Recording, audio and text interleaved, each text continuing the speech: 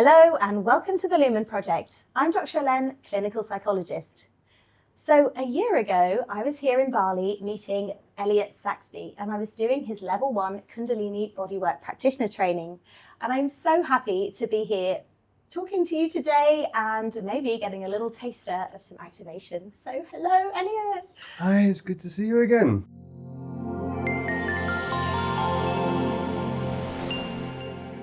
Well, thanks so much for talking to me today. I really appreciate it. Will you tell me a bit about who you are and what Kundalini activation is? Yeah, so thank you for inviting me. It's lovely to see you again. I think the first question is maybe the most important, is that's to understand the difference between modern Western Kundalini activation practices and Kundalini bodywork. And these are fundamentally different because in the Western activation practices, similar to Shaktipat from the East, it's a process of surrender. You're allowing foreign information or energy into the body. So that could be the energy of your guru, an enlightened master, an entity, Shiva, Shakti, Ganesha. You're letting these energies into your body and they transform the information that's in there, which can be a very beneficial practice, but it does have a lot of risks and dangers. So in Kundalini Bodywork, we look at those processes later in our level 2 training. Our level 1 training is primarily looking at the information that's already in your body. So we're not inviting in foreign information and energies, we're transforming the energy that is already there. So primarily this is dense emotions. This is trapped emotional energy in your body. This is trauma. This is the energetic pathways where energy doesn't flow, the same reason people get acupuncture, to open the root, to heal the chakra system on the emotional level. So the emotional level of the body becomes happy. Then you can open up to astral, spiritual levels of consciousness. If you want to, you don't necessarily need to, but in that process, the information that you would attract, that you would be a vibrational match to, will be a happier, healthier information that's going to transform your body in a positive way. So in Kundalini Bodywork, we teach people to give therapy, mainly one-on-one, and it's a holistic therapy practice. So it includes physical de-arming work, resensitizing the nervous system regulation, non-dual psychology, which is a bit different to psychology. It's much easier to learn. It's just looking in the mirror of non-duality and realizing oneness and the polarity of emotions and this interplay. And we coach people to use this level of psychology, which you know because you've done the training. And yes, the energetic activations are part of it, but you're learning to build your own energetic body, to tune in to all the levels of your chakra system, to feel emotional health, emotional vibrancy, energetic health and vibrancy aligns with this. The physical is, all of these things come together. Okay, so a lot of what you're talking about is super interesting, but I want to make sure that I understand it because some of it's really new still. So if somebody was coming to see you or another Kundalini practitioner, they would maybe do a little bit of non-dual psychology, or they might do a little bit of talking at the start, and then there might be some working with the body, and then there's this other level then which might work more with entities. Or if you see a Kundalini activation facilitator, and this is a modern Western practice that's kind of peaked in 2020, 2021, it's a very new thing, and that would be completely different to seeing a Kundalini bodywork practitioner, so somebody who's trained with me. But if we look back, going all the way back to the 1980s, this type of energetic activation work has been showing up in the world of Neo-Tantra, all the way back to the 60s, really, with Osho. But Osho, he's the godfather of Neo-Tantra, which is the Western version of Tantra, which is more about emotions and expression and developing a healthy ego instead of the dissolution of ego. It's a much more hedonistic form of spirituality compared to more traditional practices, which are generally monastic. We're kind of somewhere in the middle, with a bit more of a quantum sense of what is reality and how does universal law work. And I find everyone has their own reality, how they see the world, how it's made up. And I don't like to impose a dogma in the practice that this is Kundalini bodywork and this is how it works, but there are some structures, and we try to make reality very simple. Yes. So we turn reality into polarity. This is the one thing we can understand that is true in everything. Everything has a polarity. But the truth of our reality is everything's paradoxical, and every polarity has a counter contradicting truth. Yes. And when we can work in a way that we acknowledge every truth has an alternative truth or a counter truth, then when that's our reality, we know we're closer to ultimate truth. Yes. And that is maybe one way you could explain Kundalini bodywork. Okay, that's a good elevator pitch for it. I guess one thing I found through doing your course was sometimes these concepts were difficult to describe, and then we might try it, or I don't know, maybe overnight it would sort of start to make sense. And that was definitely something I took from the training and carried over all throughout my year. It's just, okay, you can sort of pull on a thread and start to understand, and then somehow maybe like the body knows, or I don't know, sometimes I'd get more clarity just through doing or meditating. Absolutely. We explain the work as a multidimensional paradox that we learn to work with the body tantrically and with polarity. And in one way, it's confusing on purpose, because you don't want the mind to understand it. Because the moment the mind thinks it understands non-duality, it thinks it understands spirituality, then your intuition turns off. Yes. Then magic doesn't happen. Yes, because you're in your head trying to work it out. Wait, this doesn't make sense. Absolutely. And that was definitely one thing I took from your training, was that I'm way too much in my head. So I have held on to that. Okay. So I didn't answer your question though. Oh, sorry. So, no. So if you see a Kundalini activation facilitator, it's going to be very different to if you see a Kundalini bodywork facilitator. And yet this work goes all the way back to Neo-Tantra from Osho in the 60s, which was still more related to Shaktipat. So then you see Kali energy flying through people's bodies, and it's this state of surrender. Around the 80s, it started to relate more to osteopathy, to spinal work, to chiropractors, understanding that if we work with our hands in a certain way, we can tune in to almost the etheric level of the nervous system in the human body, coming to the Heart Math Institute, where you can start to measure the magnetism of the heart, to Jodie Spencer's work, to spinal flow. There's been a lot of progressive movements in energy work beyond Tantra and Qigong and Chinese medicine since kind of the 60s, more in the 80s. And this modern Kundalini activation practice is kind of from 2020. Kundalini bodywork isn't that old either. It's kind of 2017, but I can't say I really developed this practice. This is just my expression of the work. It's my expression of being a holistic therapist and how we put a lot of different teachings together. And that's really the essence of the teaching, is how do you hold a lot of different dogmas and religions and spiritual traditions and honor the other person and their world and their reality, and learn to hold space and observe what is, so what is can transform to a higher vibration without trying to name and judge it and put it into a box. Yes. And what we learn in the training is to hold space from that place of nothingness, and that allows the energy work to happen. And then we learn a lot about breath and nervous system regulation and psychology and emotions. And we learn a lot still, but we also learn nothing, and that's the work. Yes. I definitely felt that when a year ago, that you were able to sort of curate and, I don't know, pull together all the different threads into something that you could follow, but also it was sort of like, well, go for it, try, and you know, you don't need to understand every single thing, just be nothing and dissolve your your ego and see what happens. Yeah, what I've learned through the years in these training spaces, it doesn't really matter what I say.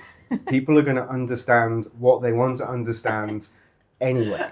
So once I learned that, I was like, okay, I need to hold the space in a way that we're learning to do nothing. The basis is simple, and we make sure everybody just keeps talking and understanding how they're all seeing and understanding the work differently. And then when we get to the end, we have a very simple way that the work works, but it does take a couple of weeks, or if you do the online program, a year, to take something so complex and simplify it into an embodied understanding, because your energetic body in that sense is then embodied. Your chakra system works this way, your root works this way. You understand energetic polarity and emotional polarity, and how to open your third eye with your breath and come out of your crown and trust your body and listen to your body and work with your intuition. But if you try to explain this in words, you can't do it in the same way. No. And I think that was a big learning thing for me, because my whole life, you know, my parents are like kind of pushy parents, like successful. And I was always sort of taught, be in your head, be academic, think, you know, think critically. And this for me was the first real proper invitation to trust more in the body, or in, yeah, just to actually allow the brain to sit back a bit and see what comes up. Yeah, and that's the work. So that's the session we're going to go into now, if you're ready. Okay, So yeah. There's more stuff I want to ask you, but we can always wait. We carry on talking. I want to, okay, before we jump into fixing me, which is always great. You fix yourself, I promise. I just watch. Well, I guess I'm just, with this Lumen project, I want to show people that, yes, there's maybe a place for psychology. You may disagree, but I think there is probably a place for it. But there's also, you know, many other things that people can do. So if somebody's curious about Kundalini to heal themselves, or maybe to level up, who do you think would really benefit from coming to see a Kundalini practitioner or Kundalini Bodyworker? Yeah, we use the word Kundalini Bodywork, and over recent times the word has kind of become abused, and it has a bit of a negative connotation, and a lot of people don't understand what it is. So the work that we're doing in that sense is increasing prana in the body to heal the body, to clear the pathway of Kundalini. But it's almost important to realize to put the word Kundalini a little bit higher in our esteem, because if, from my perspective, if your Kundalini was truly awake and activated, you could just levitate off the floor and you could walk on water, and time would be an illusion, and you would live in you would never have any problems. You would never need to see a practitioner. You wouldn't even want to be a practitioner. But the process of clearing the pathway of Kundalini and understanding that Kundalini is the process of polarized energies weaving through the body and coming into unity, into a higher understanding of truth, which then reintegrates into the body. So in Hinduism, we say Shakti, energy, merges with Shiva, consciousness. Consciousness and energy become oneness. Oneness comes back into the body and separates, and we live in this illusion of Maya, of the goddess, of this reality, which is just a very simple analogy for non-dualism, from separation to oneness. Yes. But that's the Kundalini is more the process than an energy. But because the word is from Sanskrit, there's no specific way to translate that word. So you would say the Kundalini of my guru would be the consciousness of your guru coming into your body, merging with the information in your body. So your consciousness is having sex with the consciousness of your guru to transform the information in your body, or it would be the divine intelligence of God coming in to activate your Kundalini. So then the Kundalini is everything. It's the energy coming in, it's the process, it's the rising up of it. It's not a word we can really translate into one thing. People say it means coiled, it means suppressed, but it's something beyond what we can say. So when you say a Kundalini practitioner, I don't know. But if you come to see a Kundalini bodywork practitioner, I don't know if we should have used this word in recent events, but I think the process of separation into unification is a very important thing. Then non-dual psychology is a huge part of what we do. So in the session that we're going to go into right now, we don't try to heal the mind Yes. from the story. So if we go into, well, when I was 5 years old, and then my brother was born, and then my brother got all the attention, so I set the garage on fire, and then after that I was the naughty child, and and then my life went out around this, and then you're trying to heal the fact that you have a brother, right? You're never gonna fix that. Generally, for that level of reconciliation with our mind, we have to go back to our great-great-grandma, and still we can't solve the problem.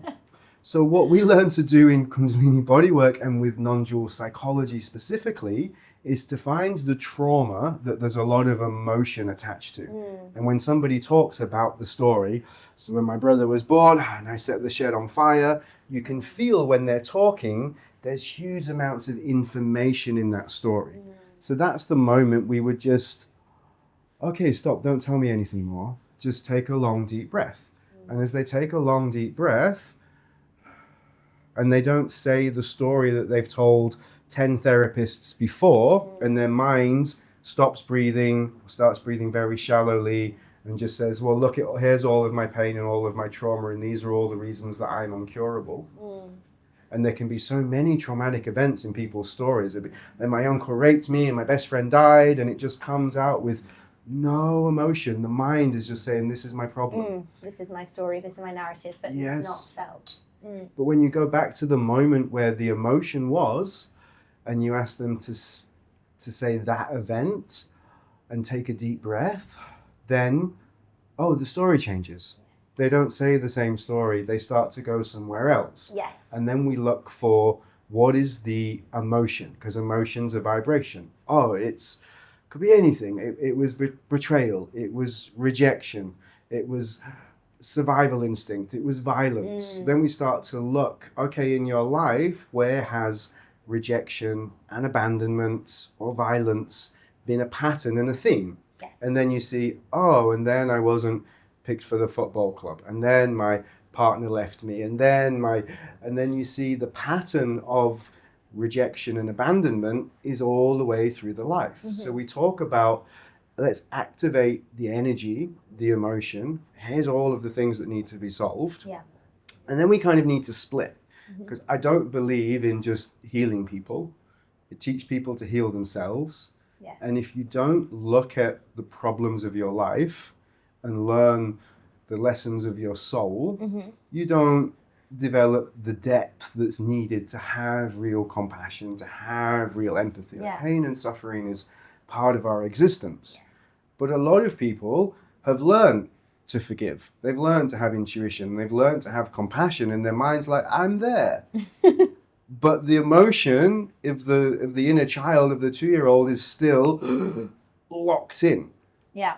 So once we wake up the emotion that's trapped in the body, and then we start to find, how is that playing out every 5 years, every 7 years, every year, the theme that you're always attracting, that you're a vibrational match for, and then we start to wake up all of those pains and traumas, but we don't try to heal them in the mind, as long as you've already healed it in the mind. If it's something somebody needs to work on, then yes, we do need to do psychology. We do need to find out why you don't have empathy, why are you afraid of people, why don't you trust, why don't you forgive. But then again, it's generally still an emotional and an energetic problem, and a physical problem that shows up in our body and our posture. So you need to learn the work, to work holistically, to work with a client, to guide them through what they need. But for a lot of people in this day and age, they've already done the psychology. They need to open the emotion, activate the emotional pain body on every level of every timeline. And then when we lay down, we find 3 positive intentions.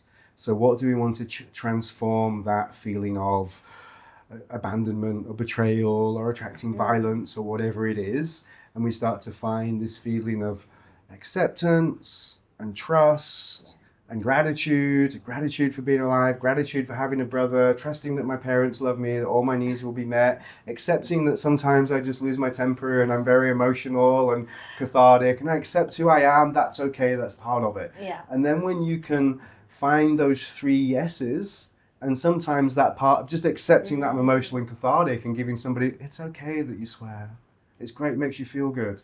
Not to allows the sex to say yes, the heart to say yes, the throat to say yes.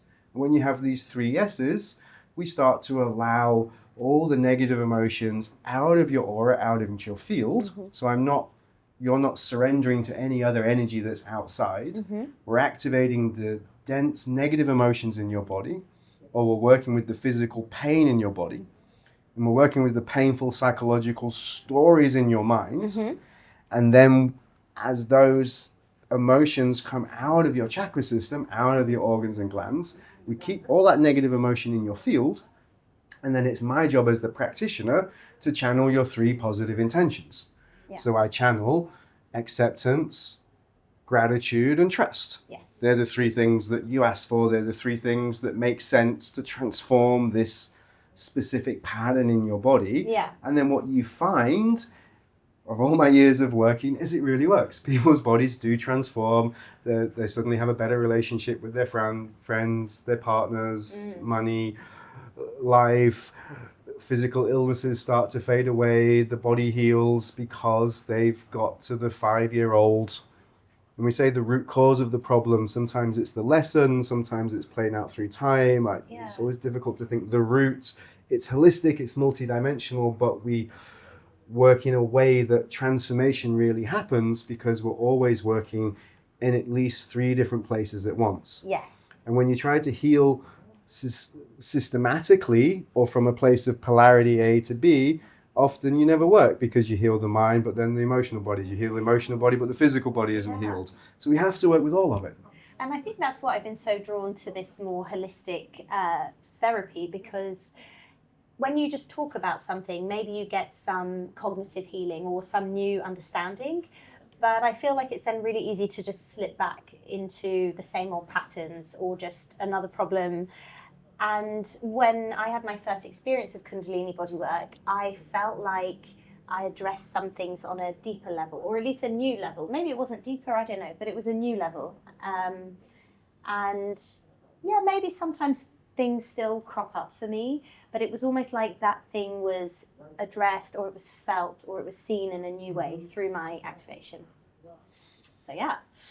Good. So we could talk all day.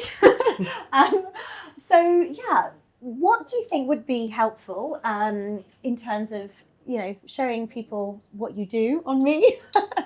Well, depends how honest and vulnerable you're willing to be on your podcast, but we basically have to start to look into your emotional world right now, and I don't know how easy that's going to be to find something that you want to transform. And often this can relate to the current behaviors in our life, what's manifesting, our blocks, our problems, and then we're just going to go through a simple process of taking them backwards to find the energies and the vibrations in our energetic field that is creating this reality, because everything in reality is a reflection of the information and the vibration that's in our body. So this is how we learn to work with polarity. Instead of it being as deep as to hell as I can go, as high into heaven as I can fly, so I need immense war and pain and violence to have bliss and beauty, that's a partial truth. It's not the whole truth, because we transform this physical reality by the information in our body. So if we keep going through the process of Kundalini, the process of polarized energy coming into a higher understanding of unity, and then we ground that information into our body, the ground level, the base level changes. So our base vibration is higher and higher, and humanity is on an exponential level of growth into abundance and joy, but we still get to live in separation. We still get to enjoy the illusion. We don't have to live in hell. We can live in the version of heaven we want to create and still experience people as separate from us, and that can be a loving, beautiful, joyful experience. Doesn't mean to say pain's never going to happen, but it's a different understanding of polarity. From as much pain I can feel, as much love I can feel, a lot of people are stuck in this understanding of the world. But the higher truth, which is the truth, is the information and the vibrations in your body are creating your reality. So as we embody your 3 intentions, then you create a different reality. You live in a different world. Yeah. So we need to find for you, what is the pain and the trauma that you want to transform? And it needs to be worth it. Because sometimes we hold on to our pain because that's what gives me strength. If I didn't have this fear, if I didn't have this paranoia, I wouldn't be motivated enough to get up in the morning. If you take away people's pain without bringing them to a higher understanding, you can create apathy, you can create indifference, you can take their motivation away. What's the point? Yeah. So we need to make sure that your intention is worth the pain that you're about to transform. Okay. Well, I was thinking a lot about this in the run-up, and then also now just being here with you today. I think I have a sticking point. I'm not sure if we'll be able to work on it, but it's like I'm in this stage of my life where I'm changing and developing a lot, and I'm trying to get a sense for what lights me up and the gifts that I can give to the world. Mm-hmm. But on the other hand, I feel like I have responsibilities with like my partner, my family, my day job, and it's almost feels unsafe maybe to fully claim this version of me that seems exciting. So that's something I've been thinking about recently. But is that a good intention or? Maybe. Whenever I work with somebody who's in a relationship and they want to do personal development work, especially more related to spirituality, to creating more empathy, you have to acknowledge that if you're in a marriage or a partnership and you're choosing to walk on a self-development path and your partner isn't coming on that path with you, you come out of alignment. So there's always a risk if you're doing self-development work and your husband or your wife isn't, that you're going to break up the marriage because you're starting to make what is unconscious conscious, to see your negative behaviors, to see your patterns, to desire something else in the world, and you become out of alignment with them. And you see a lot of people break up when one person starts personal development work. So if that's the level that you want to go on, I think it's very important that you need to come and check in with your husband and say, do you want to go on this self-development journey with me? Because if you don't, there's a risk that you're going to grow further apart. Yeah. Well, obviously, I don't want to like break up a marriage.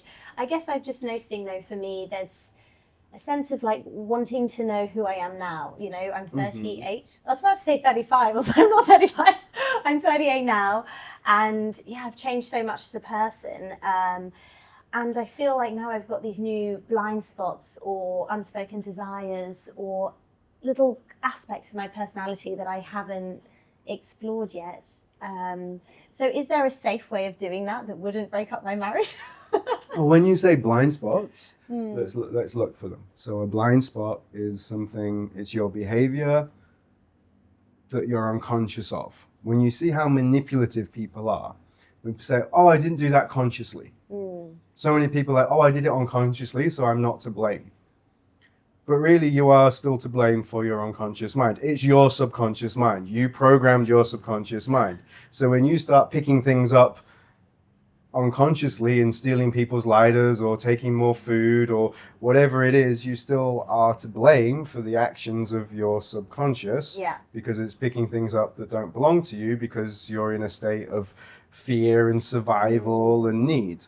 Yes. So when you start to look at your blind spots, it can be very painful because you start to see where you're not trusting, where survival comes up, where you're lusting after something, where you're negatively judging yourself, where you're beating yourself up for whatever that is, if that's addiction, if that's going to the gym too much because you don't love yourself. There's a whole range of therapy, but we have to look at your individual blind spots. Yeah. Well, yeah. I think probably some of my decisions are made through fear of like abandonment, fear of being alone, fear of being maybe excluded or not being good enough. So I don't know if that's something that I should think about, like getting rid of in this session. We have to just go a little bit back to your childhood. So I don't like to tune into my sense of other person too much, but we all have our way of seeing the world. And how are you when people judge you? Judgments from outside. It's not vanity, but it's a feeling of needing to needing to be judged well by other people. Yeah, I think for me, I don't mind if you judge me badly, but it must be fair. I've got this real thing about fairness. So yeah, if I've done something wrong, like judge me and that be okay. But I don't like if I feel like I've been judged harshly or Or you can write. I don't know if you want to do this on camera, but is life fair? Is no. life fair? No. Okay, so how can anybody judge you fairly?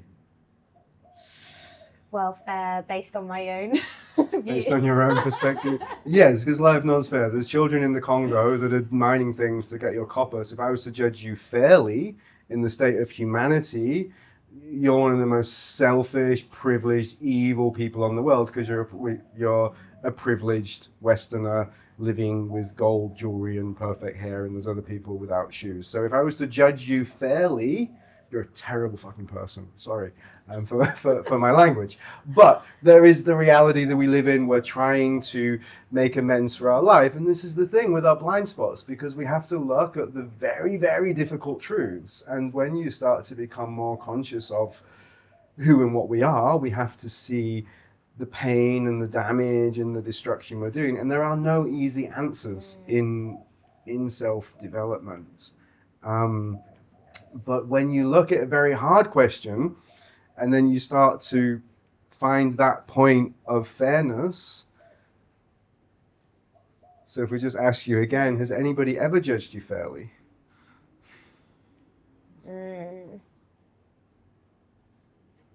Well, I think probably not, because I don't know, is it possible to? No, life's unfair. Yeah. But we're doing our best. Yeah. And then you have to find that part of you that is trying to be a better person, is working with all of her resources, is trying to spread the right information in the world, to spend your money in the right way, to be a kind and considerate person, to look after your immediate environment, to do the best that you can. Because if we lose the beauty and the jewelry and the art and the music, then we've also destroyed humanity. But you still have to look at the very, very difficult questions in your life, and then you need to become okay with what you're choosing. Yeah. Consciously. Yes. And all the pain that you're causing by living in separation, and all the karma that you're causing by being a separate human being, you're causing huge amounts of pain and suffering. And you have to be okay with it. I feel worse now than before. Yes, this is why it's unconscious. People don't want to see, they don't want to acknowledge the truth, because the truth is very, very painful. So how do we sort of feel better, I guess, or how do we work on raising our frequency or being a better person? There's no answer with I'm words. out. There's no answer with words. There is the paradox that we have to embrace to understand how we raise our vibration, to understand how we transform the emotions and the feelings in our body, so we transform this reality, because it's a reflection of all the information in your body. So as you start to heal that and you live in alignment to what's coming up through your personal development, and it's never really the truth, there's only absolute truth, which isn't helpful, because absolute truth means we're all one and nothing exists and all this is an illusion. But if I get hit in the face or hit by a car, it still really hurts. So absolute truth, as amazing as it is for our spiritual development, isn't helpful when we're in this illusion, other than knowing that absolute truth exists. Yeah. Relative truth is our reality. And the relative truth is when you work with the vibration and the frequencies of your body, you can transform the world, and everybody can be happy and everybody can have enough, and we can live in abundance and we can heal the world. But it's going to be a long process. Yeah. And first we have to be honest with how selfish we are, how we're driven by survival, how we would choose our own life over somebody else's. When it comes to the hard, the bottom, when we can be honest about these things, then we can start to build and create something different. Okay. So I feel like I'm having an existential crisis talking to you. That's my job. Okay, so we have to be honest with ourselves. And in terms of, what to focus on right now, I feel now a little lost. What would be something reasonable to sort of work on, to shine my light a little Tell me brighter? your blind spots. Well, I think for some reason I do make myself a bit small. I feel my essence wants to love everybody and to just be like a ray of light for people. And then all of a sudden I feel myself withdrawing back to safety. And sometimes I'm not really sure why I do that. And maybe I don't need to know, but I would prefer to be in this sort of radiant energy more of the time. I hope that for you too, because that's the best way we create a beautiful world. And then when we just look at that part of you that says either I'm not good enough, I'm a failure, or all of this is pointless, humanity's screwed anyway, everything that I do is just meaningless, I'm just living my happy life, pretending to be a good person, but there's a deep down subconscious belief that it's all useless.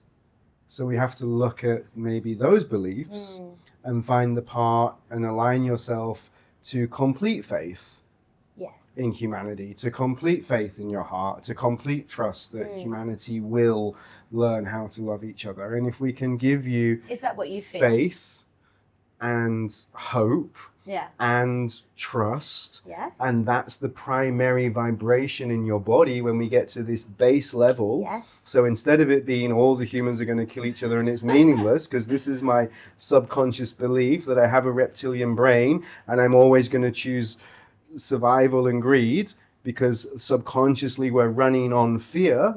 If we can transform this fundamental belief to faith in humanity, hope, trust in my heart, self-belief, then the apathy is going to fade away, the procrastination is going to fade away, you're going to show up and do your best because your subconscious mind isn't holding on. So we look at, and we have to make it very negative in order to transform it. Yes.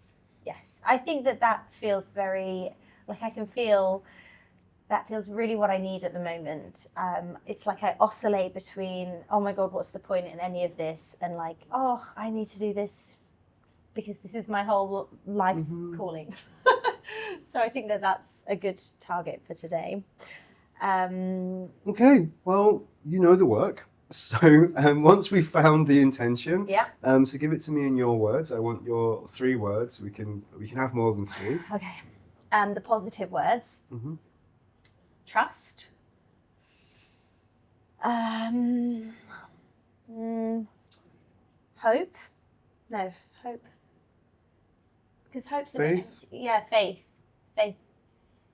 And I don't know, for some reason like connection's coming up, but is that a bit? Connection with what? Everybody and everything. And the universe. But I don't know, is that abundance? Yeah, okay, abundance. Okay, because that's what you need belief that it can happen, right? So trust, faith, and abundance. And we need to find that this is a yes in your sex, a yes in your heart, a yes in your mind, a yes in your animal, the body, Yes. Good. That's feeling good. And through the session it can change, but all I'm going to focus on is trust, faith, and abundance. And as energy transforms in your body, all I'm focusing on is trust, faith, and abundance, and the rest you're transforming your emotions. I'm just supporting you to open up your chakra system, to open up your energetic body, to contain it, to let the chakras talk to each other, maybe to work with physical pain, to open some pathways in the body, to work with the nervous system. There's so many things we do, but at the end of the day, you're healing yourself. I'm just supporting you with these three intentions. Great. Wow. I'm excited. I need it. So we stood up. Okay. Normally we have music, but I think for you, do you want music? Yeah, we can. It's up to you. I'm going to shake very much, but just loosen your body. Start to connect to your feet, Drawing, pulling energy, chi prana up through your feet. Lengthening the breath.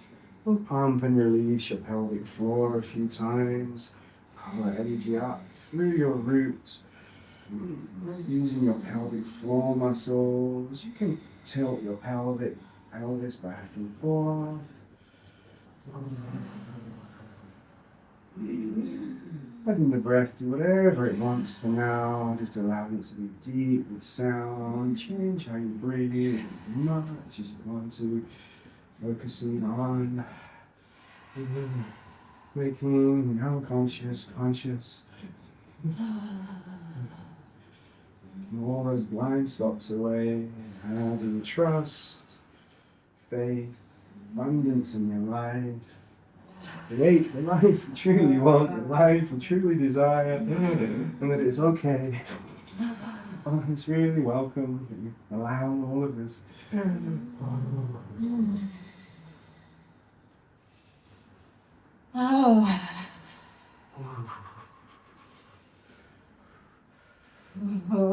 Start to feel a little bit of magnetism between your hands. You feel that energetic ball between your hands. You pile energy up through your feet, down through your crown, moving into your energetic body. Just bring a bit of attention to the spine, moving up and down through the spine. Out of every chakra. Good, your energetic body's getting bigger. I'm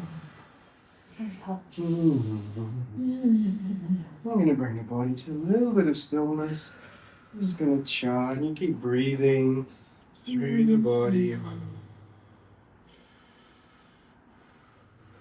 Allowing the energy up through the legs. Create some structure, some hold in your body.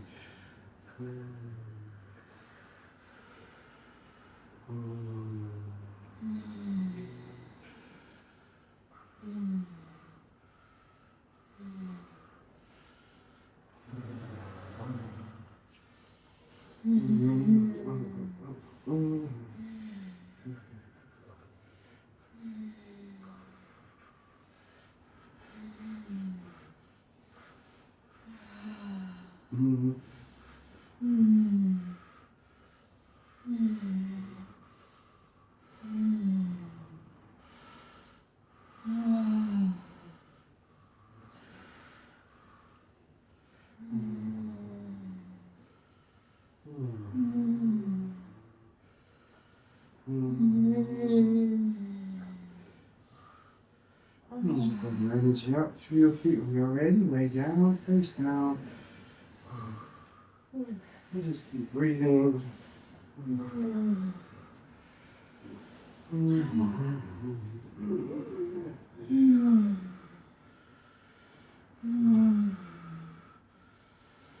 Up through the feet, down through the crown.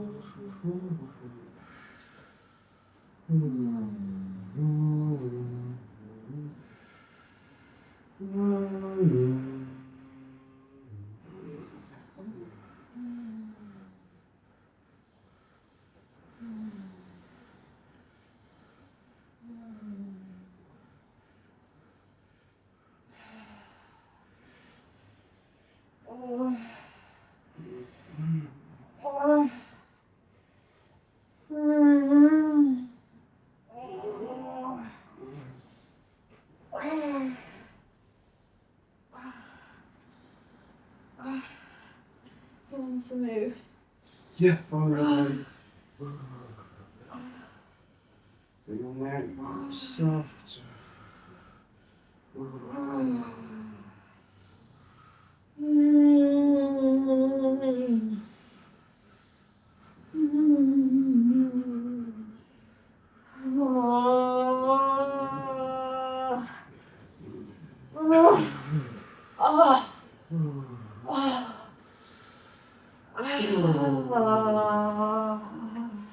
As your spine feels clear, you can breathe into the front of your body, to your chakra system.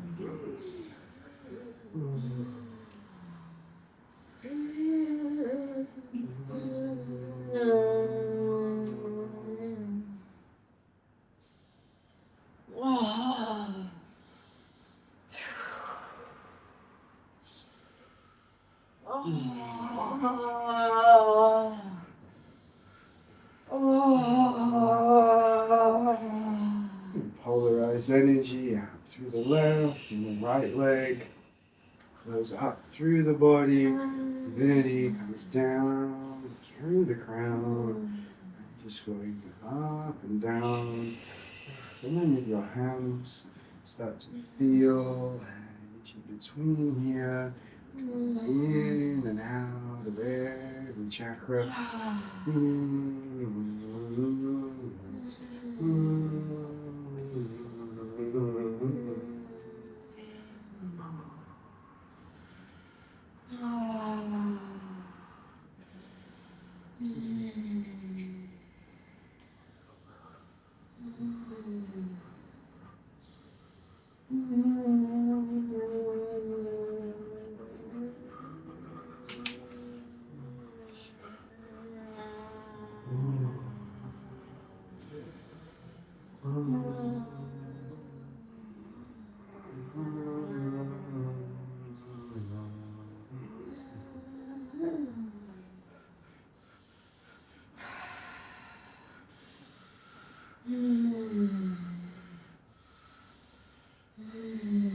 Just follow your body. If you want to lay down on your back anytime, you can.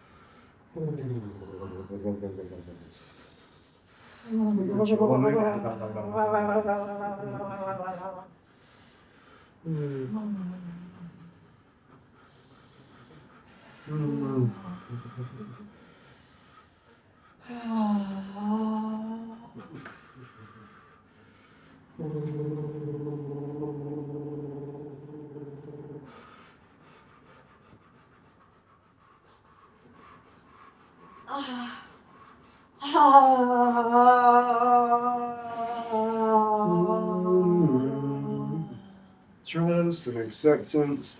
As pain comes out, the body. Trust that you love yourself. Transform it all.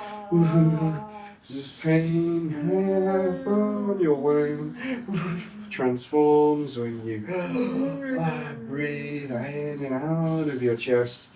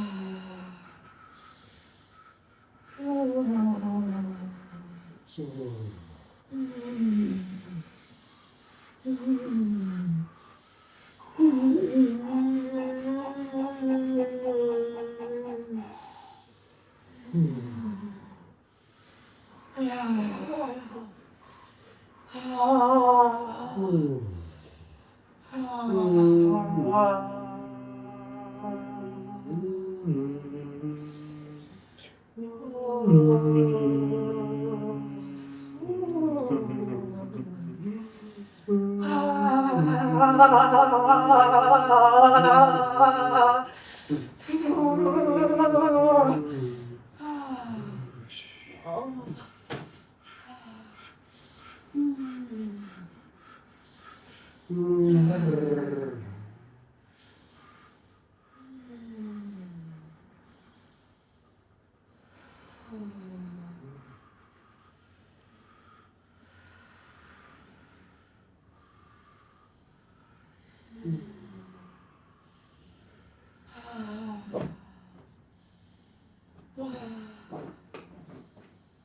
feel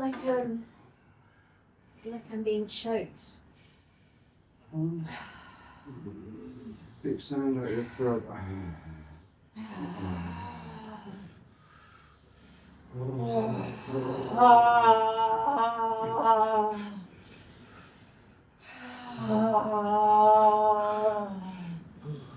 Just take your neck like you're being choked. Show me. Both one hand or two hands. Just choke yourself. Feel it properly. Pull it into you. Feel it properly.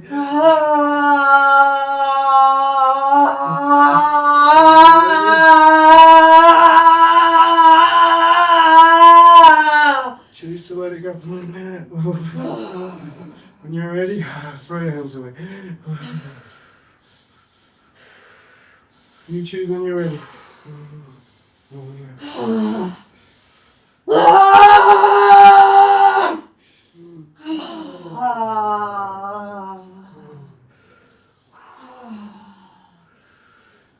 Pump your pelvic floor 1 or 2 times. Hold fresh prana out the legs. Through the body. Hold it in through the hands. Push it out the heart, out the throat. Start to move through these waves of pleasure, transforming pain. Pleasure is the more dominant emotion. And if it's not, you can go back into pain. Give yourself as much pleasure as you can, because that's how we really transform the body.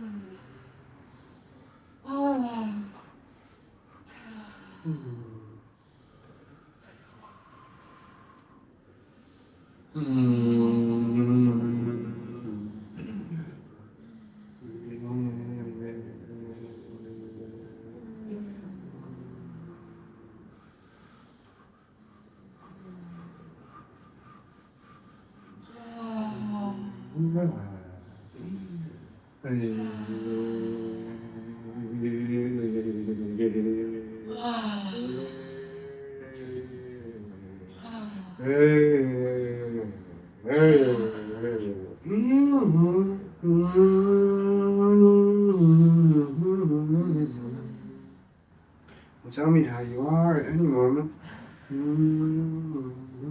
Feel a little lightheaded. Very warm. Feel a little questioning if I'm doing it right. Just your body's definitely right.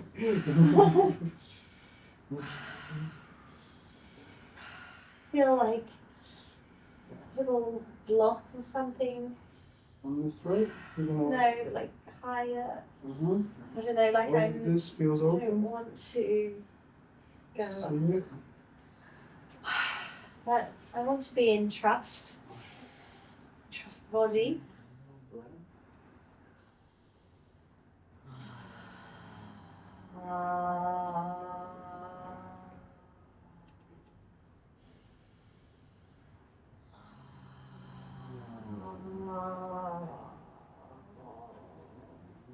Toes move.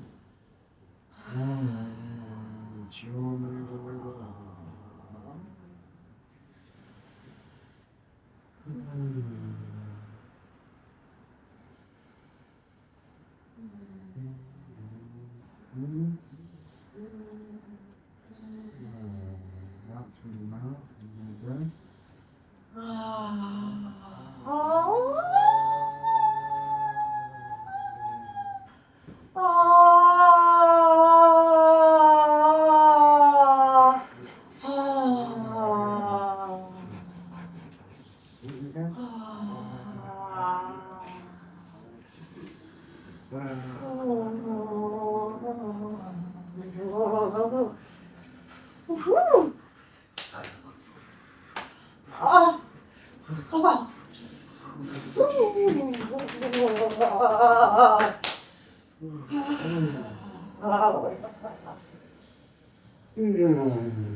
And in through your hands, across the shoulder.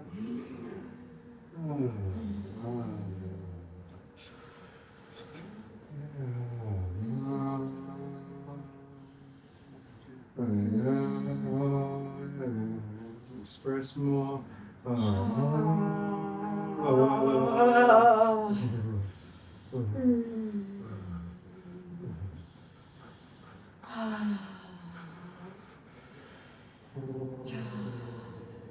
Painting? Yeah, like a dense weight. I came with it still here.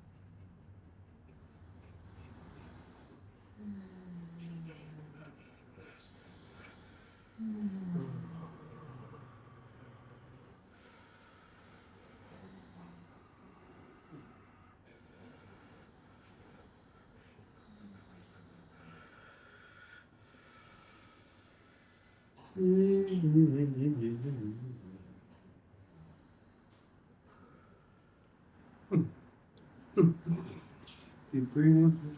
Breathing out through the nose if you want to.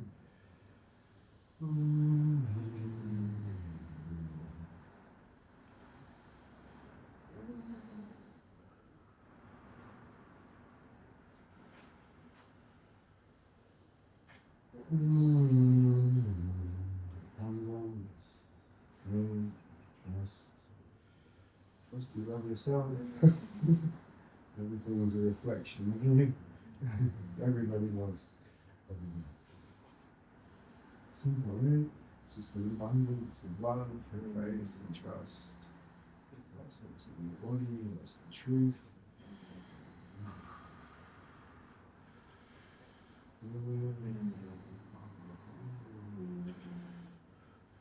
An illusion where nothing's real except what you choose.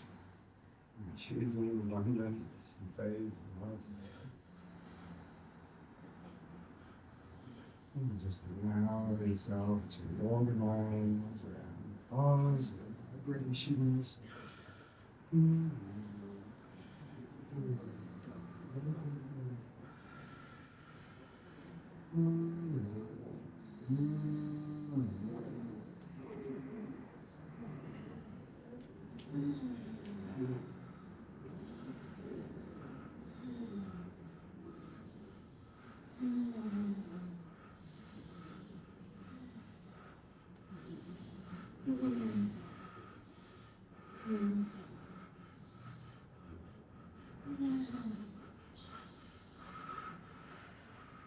Find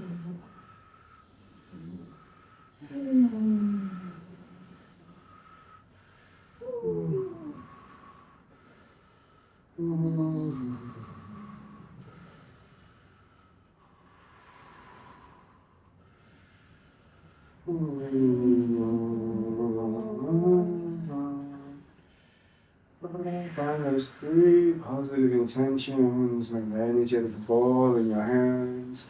Feel massage the positivity around your aura, around your field. Spread your field out as wide as you want to.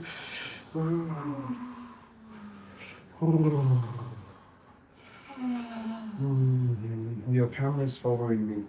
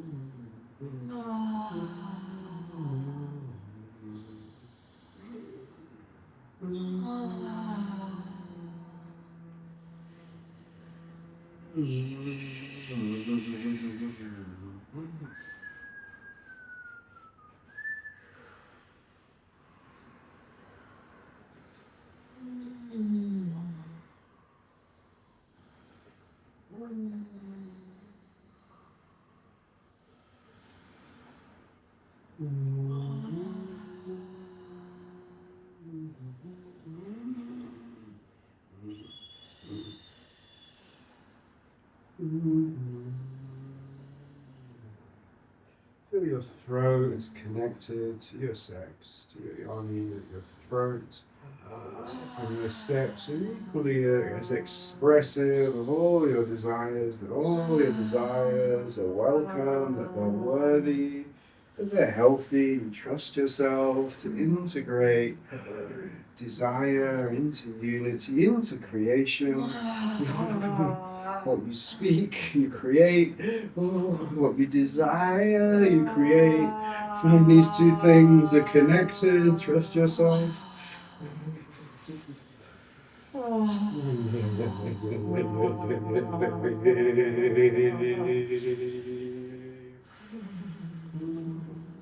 So your body wants to go through a whole nother wave of transformation. I wish we had more time. I think it's better to focus on what you've done, to focus on the positive. Just notice that that's there, that your throat and your sex can integrate positively. We don't need to go into trauma right now. That made your heart hurt a little. It's not enough time for me. Oh. But really there is. But you don't need to go through the trauma, okay? Unless you really want to. It's okay?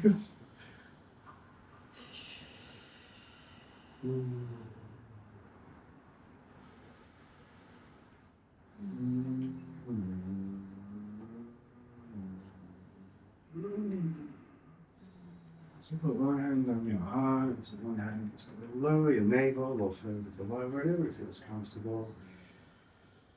You start to breathe your intention around your body. You're feeling the abundance, the faith, the trust. Breathing this energy out of this hand, down the body, comes back into the navel. Every breath is circulates all down, up and down the legs, circulating through the body, increasing every breath out. Energy moves through this circuit. The love, the trust, the faith, the abundance is increasing in your body with every breath. Every time energy goes through this circuit, it increases, it spreads through your body. And as that's increasing, we're going to take a breath in through the mouth. Then you're going to hold it. That's it. Tense it into the bones, pull into the bones, into the spine, into the legs, the abundance, the trust, and you let go softly out the nose. And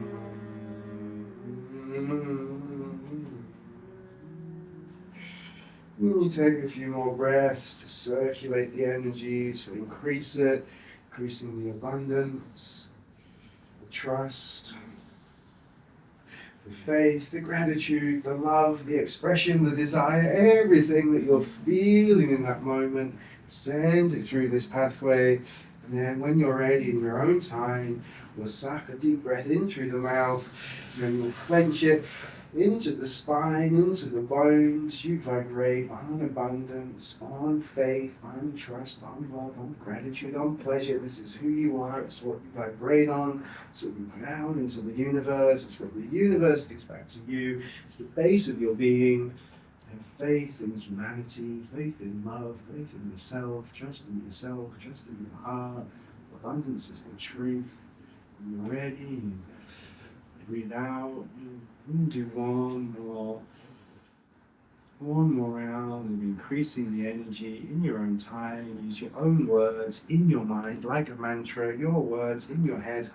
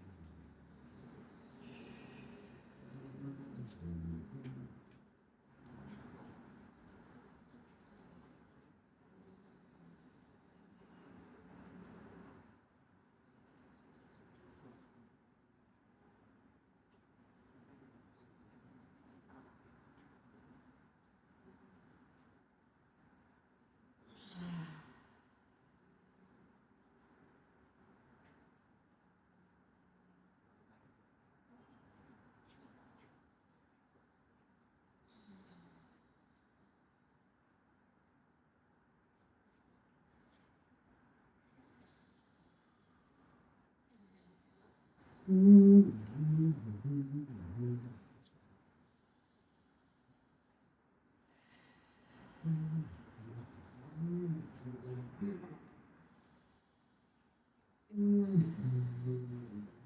the vibration, the truth of your body, core, essence, everything you're built on, your ability to transform, to evolve, just feel on the core of your body, core.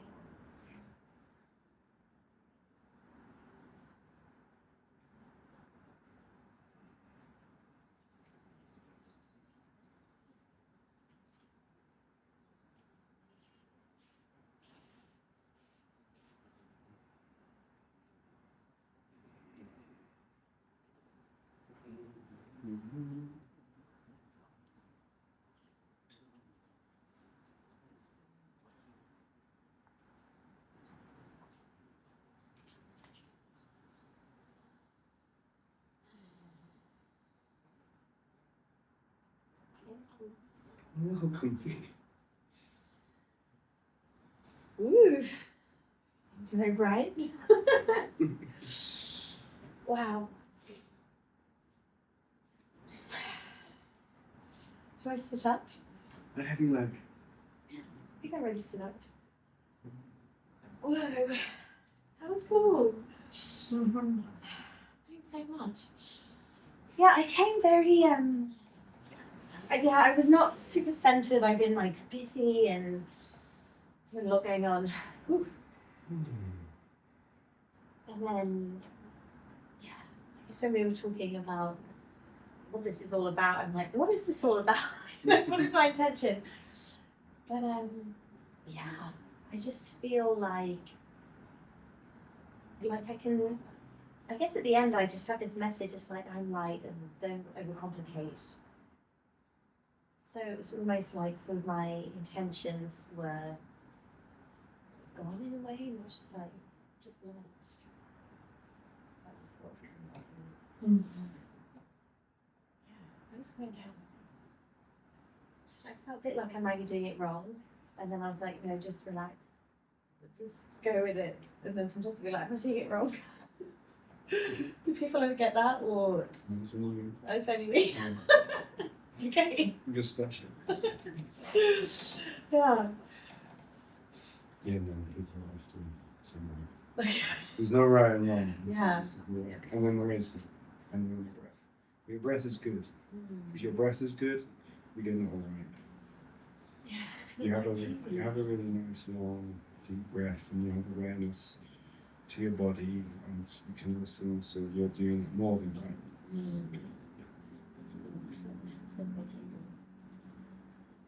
Yeah. How do you know? How did you know that my hands still feel tingly? Oh. Yeah, that was cool. Thank you. Yeah. If we need to rush off, we can stop. We kind of do. I'm Yeah. sorry. I wish we had more time. That's fine. But, Thank you. That was some really tea amazing. before you leave.